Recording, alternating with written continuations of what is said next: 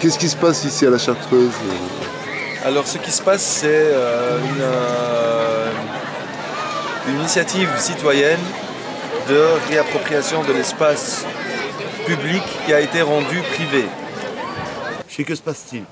Et il m'a expliqué que Matexi, le groupe immobilier, a racheté une part de terrain donc, à l'État et ils veulent raser tout ce qui est autour d'eux, enfin tout ce qui est de cette part de terrain pour pouvoir en fait construire des logements, que ce soit de la rentabilité, que ce soit c'est de la cupidité, voilà.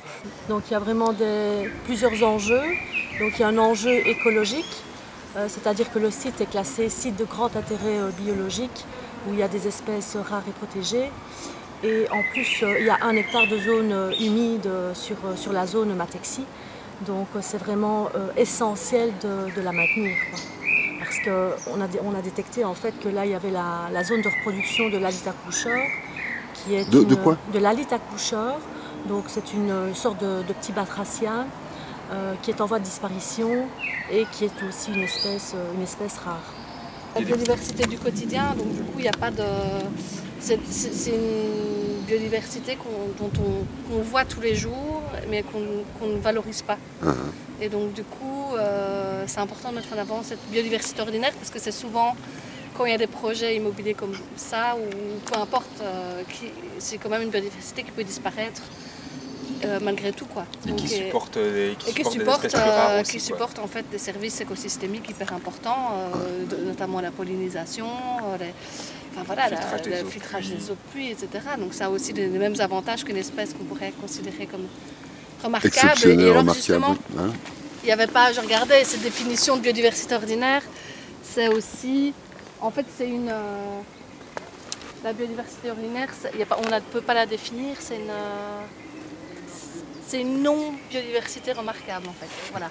C'est tout le reste. Tout ce qu'on n'a pas mis sur des listes rouges. Tout ce qu'on n'a pas mis sur des listes rouges.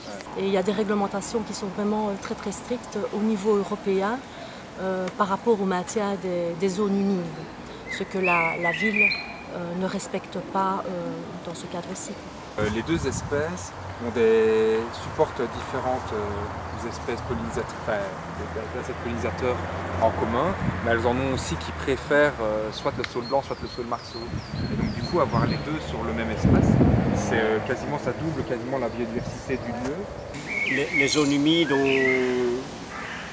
c'est aussi en voie de disparition. Enfin, il en reste, on a perdu 80% dans le monde d'espaces de zones humides. Et ce sont des zones pourtant indispensables à la biodiversité, à la vie sauvage. Donc le peu qui nous reste, on doit vraiment le garder. C'est la Ficare fausse renoncule. Ficaria, j'ai oublié le nom en latin. Ficare fausse renoncule, elle fait un petit tapis là, un peu plus dans les zones humides comme ça. Et juste à côté, on voit toutes des alières comme ça. Ouais. Là, elles font des... Elles commencent à fleurir d'ailleurs. Ouais, là, elles sont fleuries. Là. Et puis elles permettent de canaliser aussi l'eau des pluies. En cas de forte pluie, voilà, c'est vraiment une éponge pour canaliser toutes ces eaux-là et éviter évidemment les inondations qu'on a connues au mois de juillet de l'année passée. Même idée que les espèces rares versus les espèces, la biodiversité ordinaire qui pourtant sont inséparables en fait l'une de l'autre, on ne peut pas traiter l'une sans parler de l'autre. Ici, il disait on protège des mares comme lieu de reproduction des tritons alpestres, mais en fait la nuit, quand il n'y a plus l'agitation des humains, qu'il n'y a plus le soleil qui les assèche et tout ça, ils ont besoin de tout le reste de la zone pour aller chasser en fait. Les tritons qui sont ici là pour le moment, la nuit ils sont peut-être sur la zone menacée pour aller chasser. C'est 1 hectare de zone humide, c'est des espèces de mousses, c'est des arbres, et tout ça absorbe, ça se gonfle vraiment d'eau, il faut aller un jour de pluie, ça se gonfle vraiment d'eau, ça devient très spongieux comme ça, et on voit vraiment le côté zone humide, on comprend ce que c'est. Si on bétonne 1 hectare de zone comme ça humide, voilà, ça va descendre clairement en bas, ça va noyer les quartiers du bas de la colline. On voit qu'il y a des roseaux, par exemple, qui sont vraiment des caractéristiques enfin des végétaux qui font partie des zones humides, des bouleaux, les saules également. Ouais, là c'est tous les roseaux quoi. Une zone humide visiblement. Là il y a beaucoup de frênes. Et ça les frênes en plus ça a un intérêt même au niveau. C'est une espèce qui est menacée par les changements climatiques. C'est une espèce commune encore une fois. Pas toujours, tant que maintenant, dans 20 ans peut-être plus. Oui, c'est ça, voilà, cette fameuse biodiversité ordinaire. Il y a des sources aussi, alors il y a 7 sources, la Chartreuse, qui se trouvent aussi sur le site de Matexi. Et donc, qu'est-ce qui va advenir de ces sources? Il y a les habitants du tiers de la Chartreuse, il y a une vingtaine de maisons qui n'a pas l'eau de la ville et qui est directement accordée à l'eau de source de la Chartreuse. Normalement, on ne peut pas construire tout près de zones de puisage d'eau de source. Ici, apparemment, ça pose pas trop de problèmes à Matexi. Je ne sais toujours pas pourquoi. Après, c'est marrant, on a quelques abeilles solitaires ou des espèces de... C'est peut-être aussi des cirfes, ça, qui font du surplace tout près de l'arbre. Donc après l'enjeu écologique, il y a aussi l'enjeu historique. C'est-à-dire que le projet de Matexi donc va implanter des maisons, des constructions sur les glacis du fort, qui datent du 19e siècle. Et ils vont également détruire les fossés. Donc on va perdre au niveau de la spécificité même du fort de la Chartreuse. Et en plus, il y a aussi des arènes, les arènes de la Chartreuse, qui sont des galeries souterraines qui ont été creusées donc, par les moines chartreux au Moyen-Âge et qui risquent également d'être endommagées par des travaux de Matexi à cet endroit-là. Parce qu'on sait que des simples vibrations peuvent couper une tôle d'acier. Donc ça pourrait vraiment endommager tout ce monument archéologique qui a été classé par un arrêté ministériel en 2021. C'est en 1100 que ça s'appelait le Mont Cornillon. Ah oui, c'est ça, ouais. Et il y avait une chapelle et un couvent. Les moines chartreux. Et puis après, c'est au 1400 que c'est les moines chartreux qui sont venus. D'où la Chartreuse. En fait. Ah ouais, après les deux enjeux que je viens de vous citer, il y a aussi un enjeu de cadre de vie. Donc on va avoir une transformation radicale. Donc à la place d'un paysage, d'une forêt luxuriante, nous allons avoir des maisons couleur manganèse. Donc des immeubles R+2 avec un élément ponctuel R+3.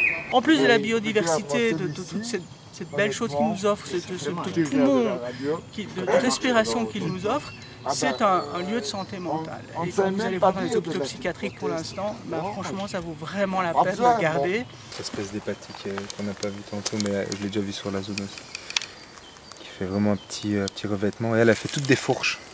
Si tu regardes assez près, c'est chaque fois là aussi une petite colonie. Chaque fois des petits embranchements 2 par 2. Sur la zone, sur tout le site, il y a 44 arbres remarquables, mais avec déjà la modification de voirie, il y a 7 arbres remarquables qui vont être abattus. Donc ça va être entamé par la ville de Liège. Et Matexi va abattre un arbre remarquable qui, soi-disant, est en mauvaise santé. Mais sur la zone, on n'a jamais vu d'arbres remarquables en mauvaise santé, donc on les connaît très très bien. Donc on n'a pas eu aussi une analyse biologique par rapport à cet arbre remarquable qu'il faudrait abattre. Donc là tu as un lichen qui pousse sur le... Donc ça c'est un tronc de jeune chêne, du coup. Enfin jeune, pour un chêne c'est jeune, mais ça vit très longtemps. Et là justement, à partir de cet âge-là, il commence à avoir vraiment des fentes et donc là on voit vraiment qu'il y a vraiment une colonie. À chaque étage on voit des petites colonies de mousse. Donc là c'est quasiment, faudrait voir à chaque fois la petite capsule, ça distingue les différentes espèces dans le groupe, mais c'est un orthotriche. Orthotrichum, orthotrique. Ça, Matexi, dans son étude d'incidence, quand il va sur le site, il voit un terrain vague où il n'y a pas d'arbres, où il n'y a pas d'animaux, où il n'y a pas de crapauds, il n'y a pas de zone humide, il n'y a rien. Donc c'est un terrain vague, c'est une espèce de no man's land où il n'y a absolument rien sur le site. C'est plus ou moins ce qu'il est marqué dans son étude d'incidence. Et quand on lui dit nous on ne voit pas la même chose, ça n'a pas d'influence sur les décisions à la région wallonne. Donc on ne comprend pas pourquoi non plus. Ils vont payer des gens sous le manteau pour essayer de nous déstabiliser, de nous mettre la pression et ou éventuellement de faire peur à certains. Donc à ce moment-là, nous avons quand même des guerriers et on ne laissera pas faire ça, car il faut protéger non pas la cupidité, mais bien nos petits et l'univers. Il ne faut pas être naïf non plus, ce ne sont pas que des discussions d'experts et de juges. c'est aussi vraiment un rapport de force, c'est-à-dire que les citoyens liégeois se mobilisent pour préserver cet espace, ce n'est pas rien. Donc s'il y a 5000 personnes qui sont membres d'un aire de Chartreuse, ce n'est pas par hasard. Et donc ce qu'on va lancer, on va lancer une opération symbolique qui va être de demander à chaque liégeois qui le souhaite d'adopter un arbuste, puisque l'argument invoqué actuellement pour détruire ce site, c'est que les arbres ne sont pas remarquables, donc on peut les abattre sans sommation. Et donc, c'est ne pas comprendre que pour qu'un arbre devienne remarquable, il faut 60 ans, il faut le laisser tranquille pendant 60 ans. Et donc, on va demander à tous les liégeois qui le souhaitent d'adopter un petit arbre et pour le préserver et faire en sorte qu'il devienne remarquable. Donc moi, Patrick Dessart, je vais adopter ce saule blanc qui aujourd'hui a 20 ans et je vais tout faire pour qu'il ne soit pas abattu et qu'il devienne un arbre remarquable. Et donc je laisserai, on va faire des petits panneaux qu'on mettra sur les arbres avec les coordonnées de la personne qui a adopté l'arbre, et si jamais cet arbre est menacé, ben on l'appelle. Et il vient protéger son arbre.